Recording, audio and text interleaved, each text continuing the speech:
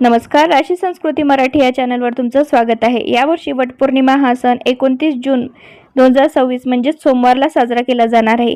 या वटपौर्णिमेच्या पूजेसाठी कोणकोणते साहित्य लागणार आहे, या दिवशी आपण वडाची पूजा करून त्यासाठी जे जे साहित्य लागणार आहे त्याबद्दलची संपूर्ण माहिती आपण आज या व्हिडिओमध्ये बघणार आहोत। चला तर मग व्हिडिओला सुरुवात करूया। सर्वात आधी एक ताट घ्यावे, ताटामध्ये हळद, कुंकू, अक्षदा घ्याव्यात, तसेच कापूरच्या वड्या घ्याव्यात, साखर घ्यावी, फुलवात किंवा तुपाचा दिवा घ्यावा, पंचामृत घ्यावे, एक तांब्याचा लोटा घ्यावा, त्यामध्ये पाणी भरावे, हरभऱ्याची डाळ घ्यावी नैवेद्य म्हणून, घंटी घ्यावी,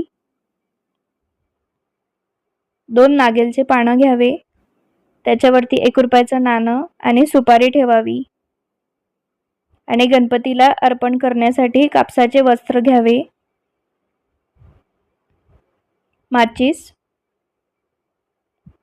अगरबत्ती किंवा धूप अर्पण करू शकता, एक सुती धागा घ्यावा वडाच्या झाडाला गुंडाळण्यासाठी, वडाच्या झाडाची ओटी भरण्यासाठी एक ब्लाउज पीस घ्यावे, त्यावरती तांदूळ वाहावे ओटी भरण्यासाठी, तसेच सौभाग्याचे अलंकार,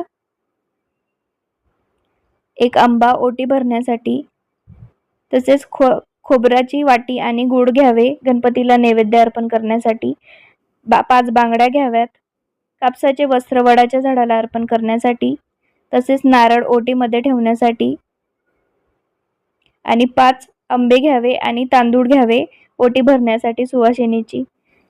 तर हे होते संपूर्ण साहित्य वडाच्या झाडाची पूजा करण्यासाठी। कसा वाटला व्हिडिओ? आवडला असेल तर व्हिडिओला लाईक, शेअर आणि सबस्क्राईब करायला विसरू नका। धन्यवाद।